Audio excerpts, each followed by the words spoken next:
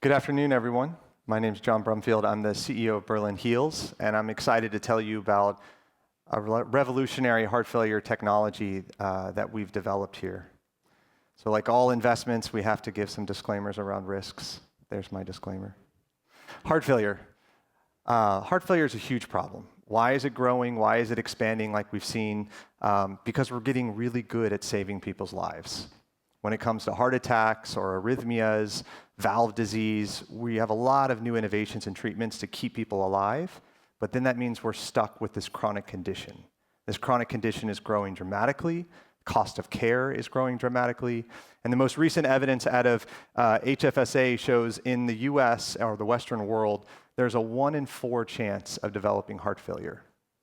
So if you look around this room, 1 in 4 of you are at risk of developing this disease.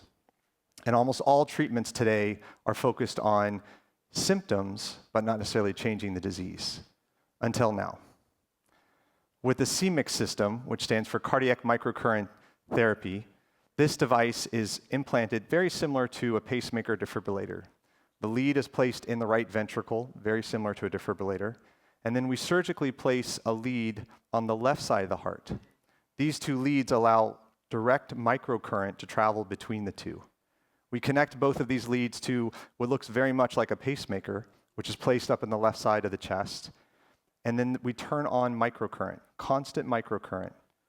And through time, through 6 months of therapy through our studies, the heart will heal. The diseased tissue, the cardiomyopathy that we see, will start to improve over time. And as the animation shows the heart shrinking, we've seen that. So the results, or the mechanism that we see, as I mentioned before, the heart shrinking, you can see this animation here, where you have a large cardiomyopathy and the heart is half the size. This is a human. This is not made up. This is real life. And the question is how? How is this real? And there's 2 mechanisms that we found. One is around reduction in inflammation. So we look at a lot of protein signals that cardiac cells give during inflammation, and we look at all of those signals under current, and all of those signals decrease. We then look at the edema in the tissue by looking at the lateral wall thickness and the cardiac tissue thickness, and by being under microcurrent, the walls will thin, and so we see this electroosmosis, this reduction in inflammation. And then the other side is on the cellular remodeling. So we see this reverse remodeling where cells will change how they express proteins, how they perform. We also see myofibroblasts, which is actually a damaged cardiac cell, change back into a healthy cardiomyocyte. And that's some recent evidence we've just found. These 2 mechanisms will be shown in our evidence, and I'll explain how we're confident on this. So our first study was a first-in-man trial in 2019. We enrolled 10 patients with non-ischemic dilated cardiomyopathy. The EF improved by 1/3. You don't see that in any other known therapy in heart failure, drug or device. Of the 10 NYHA class 3 patients, 8 of the 10 were asymptomatic at month 6. The heart shrunk, 6-minute hall walk test doubled, the quality adjusted life scores doubled. Again, you don't see this with any other therapy in heart failure. Then last month, we published the long-term results on this trial. So we wanted to see what happened after we turned the device off. So we give 6 months of therapy, we turn the device off, and then we have the patients come in every 6 months. What happens long-term to these patients? As you can see, the ejection fraction sustains 2 years after therapy. The 6-minute hall walk test maintains its status. I've met these patients from 2019. These patients are living healthy, happy lives, and it's amazing, by just 6 months of therapy years prior, they're still benefiting today. Next, we ran a randomized clinical trial. This is for CE approval. This is just the profile of the data, because I can't show you publicly yet, because it will hopefully be a late breaker at ESC Heart Failure in 2 months. We're in discussions with very reputable journals to aim for a simultaneous. So by mid-May, we should be able to make the data public on our RCT. And now we just raised a round last month, just under $8 million to fund a first-in-man trial to see, can we do this less invasively? Instead of surgically placing the patch on the heart, can we put it just outside the ribs? So instead of being an inpatient procedure, this would now be an outpatient procedure in the cath lab.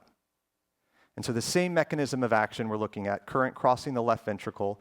We start implants next month, hopefully in just a few weeks in Serbia. And then by this summer, we'll be able to see, does it work outside the ribs? And if it does, we're designing a pivotal trial. We're going to a B round funding. If it doesn't show, if it shows a diminished benefit or not as much of a benefit, then we'll continue into a coronary sinus lead approach, as well as we have another vector that we're going to be testing. So the market, what's the opportunity? Heart failure is huge, tons of patients, but this surgical implant, it's invasive. It requires a lateral thoracotomy, and the patient needs to spend a couple days in the hospital. Why would a patient be willing to go through that? Well, I look at the LVAD market. 60,000 patients a year are evaluated for an LVAD in the US alone, but only 4,000 are put in. What happens to the other 56,000 patients? Their option is only hospice care. So if you think of in the medical device market, patients are getting to a therapy decision maker. They're getting to a center that's capable of doing a procedure. The patients are willing to have a massive procedure where the chest is open, they live with batteries, they have a really tough life with LVADs.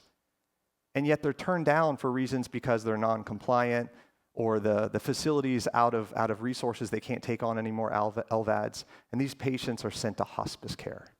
These centers that I've talked to would love to add a therapy like this as an option for them. And so in Medtech, when you have something that's less invasive, at a known call point, the referral's already made, the clinician can do the procedures, and the alternative is death. I call that the sweet spot in Medtech. And that's our first generation product. Our second gen, when you get to the cath lab, you go less invasive, the market grows dramatically. Our IP covers mechanisms of action as well as different arrangements of lead versus lead, patch versus lead. Our team, we have a very lean board because we're expecting future rounds. And as we want to bring on future institutional money, we want to make room for additional strategics and investor board seats. But our two independent board members come from very experienced senior leadership in the medtech space. They know the cardiac space. They know the area, how to bring medtech products to market. My engineering team and my Berlin team, very solid, over 100 years of experience at just the leadership level. And this has been a really nice place for me because there's not a lot of construction that I need to do here from the team level. And so I feel like we're fully ready to execute on this. So the question is, what is my ask? We just raised almost $8 million last month to fund this first in man. That funding gets to us to about the fall. Depending on what happens, if that less invasive first test is positive, we'll go straight to a pivotal, and then we'll raise something like a $40 million pivotal round. If that first signal is not as positive, we need to complete the other two rounds. And so I will be raising this summer an A2 round, and that will be likely another $8 million that we need to continue in the middle of 26. And the outcome of that first in man would then tell us, are we doing one of the three less invasives, or are we doing the proven surgical business? And so either way, we're going to pivotal. You'll see me up here next year. We'll be talking about the outcomes of that first in man. We'll be talking about the design of the pivotal trial. And so I'm excited to be here at LSI, thankful for the team and the time, and most important, thankful for everyone in this space. And I'm excited to see what I've seen, those patients that are benefiting and living a life asymptomatic. I hope to see tens, if not hundreds of thousands more. Thank you very much.